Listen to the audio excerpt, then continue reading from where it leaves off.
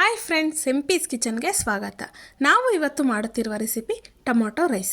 ಹಾಗಿದ್ರೆ ನಮ್ಮ ವಿಡಿಯೋ ನೋಡೋಕ್ಕಿಂತ ಮುಂಚೆ ಪ್ಲೀಸ್ ನಮ್ಮ ಚಾನಲ್ನ ಸಬ್ಸ್ಕ್ರೈಬ್ ಮಾಡಿ, ಸಪೋರ್ಟ್ ಮಾಡಿ, ಲೈಕ್ ಮಾಡಿ, ಶೇರ್ ಮಾಡಿ, ಪಕ್ಕದಲ್ಲೇ ಕಾಣೋ ಬೆಲ್ಲೈಕ್ ಮೇಲೆ ಕ್ಲಿಕ್ ಮಾಡಿ. ಹಾಗಿದ್ರೆ ಟೊಮೊಟೊ ರೈಸ್ ಮಾಡೋ ವಿಧಾನ ಹೇಗೆ ಅಂತ ನೋಡೋಣ ಬನ್ನಿ. ನಾನೀಗ ಒಂದು ಕಡಾಯಿ ತಗೊಂಡಿದ್ದೀನಿ. ಈಗ ಕಡಾಯಿ ಎಲ್ಲ ಬಿಸಿಯಾಗಿದೆ. ಅದಕ್ಕೆ ಒಂದು 4 ಟೇಬಲ್ ಸ್ಪೂನ್ ಆಗೋವಷ್ಟು ಆಯಿಲ್ನ ಸೇರಿಸ್ಕೊತಾ ಇದ್ದೀನಿ. ಈಗ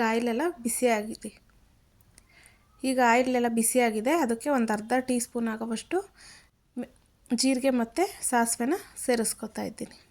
ಈಗ ಇದೆಲ್ಲ ಚೆನ್ನಾಗಿ ಸಿಡಿಲಿ. ಈಗ ಇದೆಲ್ಲ ಸಿಡಿದಿದೆ. ಇದಕ್ಕೆ ಒಂದು ಮೀಡಿಯಮ್ ಸೈಜ್ ಆಗೋವಷ್ಟು ಈರುಳ್ಳಿನ ಸ್ಲೈಸಾಗಿ ಕಟ್ ಮಾಡಿ ಸೇರಿಸ್ಕೊತಾ ಇದ್ದೀನಿ. ಈಗ ಇದೆಲ್ಲ ಚೆನ್ನಾಗಿ ಗೋಲ್ಡನ್ ಬ್ರೌನ್ ಕಲರ್ ಆಗಬೇಕು. ಆ ರೀತಿ ಫ್ರೈ ಮಾಡ್ಕೊಳ್ಳೋಣ.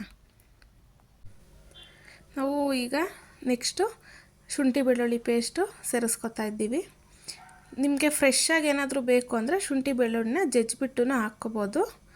ಇಲ್ಲಾಂದರೆ ಈ ಥರ ಶುಂಠಿ ಬೆಳ್ಳುಳ್ಳಿ ಪೇಸ್ಟ್ ಮನೇಲಿದ್ದರೆ ಅದನ್ನು ಹಾಕ್ಕೊಂಡು ಹಸಿ ವಾಸನೆ ಎಲ್ಲ ಹೋಗಬೇಕು. ಆ ರೀತಿ ಇದನ್ನು ಚೆನ್ನಾಗಿ ಆಯಿಲಲ್ಲಿ ಫ್ರೈ ಮಾಡ್ಕೊಳ್ಳೋಣ. ನಾವು ಬೇರೆ ಬೇರೆ ಥರ ರೈಸ್ ಎಲ್ಲ ಮಾಡಿರ್ತೀವಿ. ಒಂದು ಸರ್ತಿ ಈ ಥರ ಟೊಮೊಟೊ ರೈಸ್ ಮಾಡಿದ್ರೆ ತುಂಬ ಚೆನ್ನಾಗಿರುತ್ತೆ, ಡಿಫ್ರೆಂಟಾಗಿರುತ್ತೆ. ಬಾಕ್ಸಿಗೆಲ್ಲ ಚೆನ್ನಾಗಿರುತ್ತೆ. ಲಂಚ್ ಬಾಕ್ಸಿಗೆ ಬೇರೆ ಬೇರೆ ಥರ ರೈಸ್, ಟೊಮೊಟೊ ಬಾತೆಲ್ಲ ಮಾಡಿರ್ತೀವಿ, ಪಲಾವ್ ಮಾಡಿರ್ತೀವಿ. ಇದು ಡಿಫ್ರೆಂಟಾಗಿ ಈಸಿಯಾಗಿ ಇನ್ಸ್ಟೆಂಟಾಗಿ ಮಾಡ್ಕೋಬೋದು. ತುಂಬ ಚೆನ್ನಾಗಿರುತ್ತೆ ಟೇಸ್ಟು. ಒಂದು ಸರ್ತಿ ಟ್ರೈ ಮಾಡಿ, ತುಂಬ ಚೆನ್ನಾಗಿರುತ್ತೆ. ಮನೇಲೆಲ್ಲರೂ ಇಷ್ಟಪಟ್ಟು ತಿಂತಾರೆ. ಈಗ ನಾವು ಇದೆಲ್ಲ ಚೆನ್ನಾಗಿ ಫ್ರೈ ಆಗಿದೆ. ಇದಕ್ಕೆ 2 ಟೊಮೊಟೊನ ಸಣ್ಣ ಸಣ್ಣ ಕಟ್ ಮಾಡಿಬಿಟ್ಟು ಸೇರಿಸ್ಕೊತಾ ಇದ್ದೀನಿ. ಟೊಮೊಟೊನೇ ಮೇನ್ ಇಂಗ್ರೀಡಿಯೆಂಟ್ಸ್ ಆಗಿರೋದ್ರಿಂದ ಸ್ವಲ್ಪ ಟೊಮೊಟೊ ಜಾಸ್ತಿನೇ ಹಾಕ್ಕೋಬೇಕು. ಈಗ ಇದನ್ನೆಲ್ಲ ಚೆನ್ನಾಗಿ ಫ್ರೈ ಮಾಡ್ಕೊಳ್ಳೋಣ. ಇದಕ್ಕೆ ನೀರೇನು ಹಾಕಬಾರ್ದು. ಟೊಮೊಟೊದಲ್ಲೇ ರಸ ಬಿಟ್ಕೊಂಡು ಚೆನ್ನಾಗಿ ಫ್ರೈ ಆಗುತ್ತೆ. ನಿಮಗೆ ಬೇಕು ಅಂದರೆ ಇದಕ್ಕೆ ಮೊಸರು ಸೇರಿಸ್ಕೋಬೋದು. ಈಗ ಉಪ್ಪು ಹಾಕ್ಕೋತಾ ಇದ್ದೀನಿ.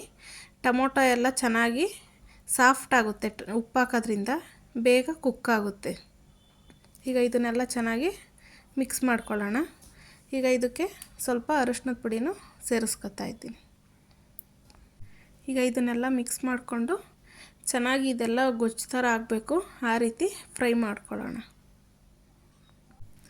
ಇದು ಒಂದು ಲಿಡ್ ಕ್ಲೋಸ್ ಮಾಡಿಬಿಟ್ಟು 1 ನಿಮಿಷ ಕುಕ್ ಮಾಡಿಕೊಂಡ್ರೆ ಸಾಕು, ಚೆನ್ನಾಗಿ ಕುಕ್ ಆಗಿರುತ್ತೆ. ನೋಡಿ, ಈಗೆಲ್ಲ ಚೆನ್ನಾಗಿ ಗೊಜ್ಜು ಥರ ಆಗಿದೆ ಇದು ಫ್ರೈ ಆಗಿ.